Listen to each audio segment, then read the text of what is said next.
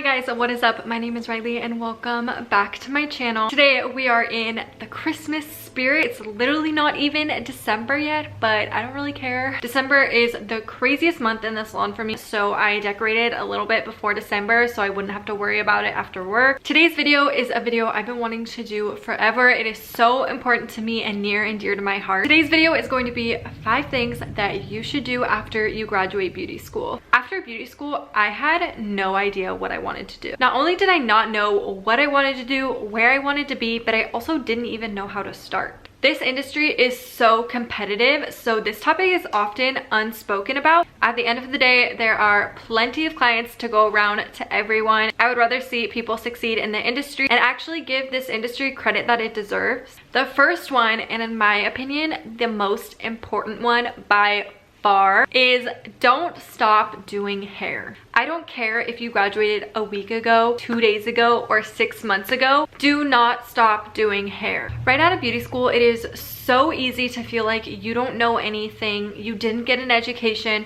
there's no way you're gonna be able to be on your own. And honestly, it's really easy to feel like it would be easier to just stick with the job you have. Keep working retail, keep making minimum wage, but don't give up. Being a hairstylist is hard work, and especially in the beginning, you really have to fight to get your name out there. It's definitely not a career that's just handed to you after you graduate. Oftentimes, salon owners don't really approach people right out of school because they know that they need more experience. The longer you wait to get your hands in hair after beauty school, the easier it's going to be for you to just decide to pursue something else. If you don't have a job out of beauty school, work on doll heads. Practice your coloring, practice your cutting, and if hair is your passion, it's hard work, but it's so rewarding and it's so worth it in the end. Most people that I graduated with that didn't get a job in the industry right away, they don't do hair. I don't know if it's because it's something they just decided they didn't want to do, or maybe now they think it's too late. I know it's hard. I know it seems impossible. Don't stop doing hair. Work on your doll heads if you have to.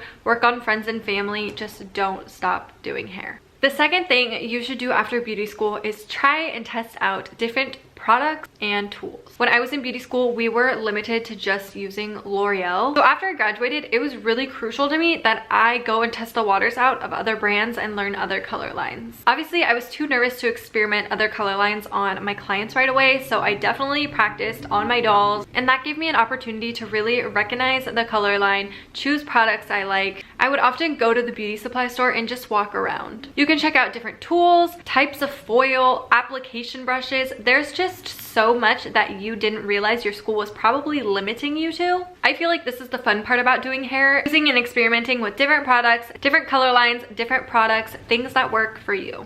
The third thing you should do after you graduate beauty school is continue or start your social media presence. Even if you are not employed yet, post on social media. Show up on social media. It gets people interested in your journey. When you graduate, if you got your license, if you passed your test, where you're gonna be working next. When you go out and decide that you're ready to apply for jobs, you already have a portfolio built for you. While you're in beauty school, just post the doll heads you work on. Post your little old lady clients that come in. Post your friends, your family, even if it's just some easy, simple thing that you did in beauty school. Posting something is better than posting nothing, because when you don't post anything, people don't have anything to show up for. People aren't gonna follow you if you post once a month because they know you're not gonna come back to them, so why would they come back to you? Nowadays, Instagram is so heavily used for building a clientele, so it's really important that you at least create a profile with your business name. I probably started with like 30 followers when I was in beauty school, and I graduated probably with like a little over 300. Even that to me isn't that much, but it's definitely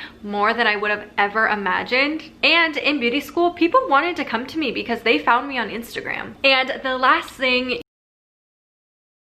you should do after beauty school, try to shadow or assist someone that does the same kind of hair that you want to do.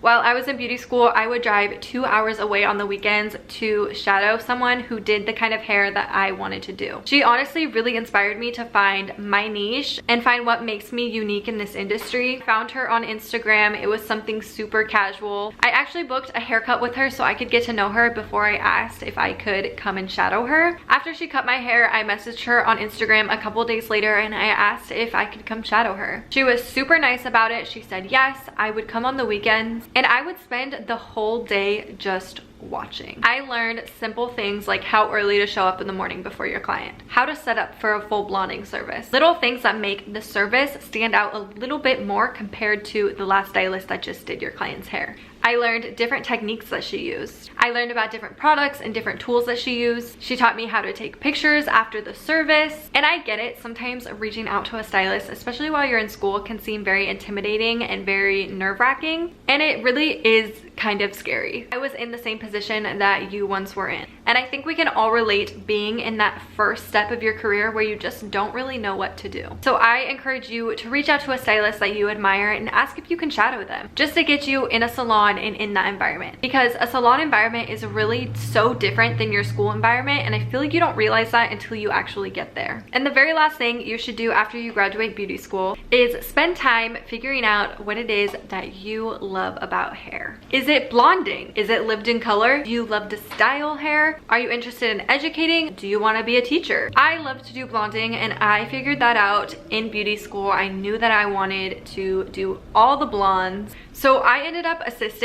for someone that was a blonding specialist. I posted blondes on my Instagram, and pretty much only blondes, because at the end of the day, that was what I wanted to attract. And I actually gained a full clientele of blondes. I would say my clientele is 97% blonde, or people that are going blonde. It's really important that you are posting on your Instagram things that you want to attract. If you don't want to do blue and purple hair every day, I would recommend that you probably not post it. But at the end of the day, it is up to you. So those are my tips for things that you should do after you graduate beauty school. I literally could give so much advice for someone who is freshly out of beauty school, because I knew exactly how I felt in that moment when I graduated. It's literally like a deer in headlights. If you have any questions about this industry, or you're in beauty school and need some guidance, honestly, follow me on Instagram and send me a DM, because I am more than happy to help people on their journey of becoming the stylist that they want to become. I still am working to become the stylist that I want to become, and it's honestly hard work, but it is so rewarding. If you guys have any other topics you want me to do a video on, go ahead and comment it down below. Don't forget to follow me on Instagram. I'll have my hair page right here, and I'll see you guys in the next video. Bye guys.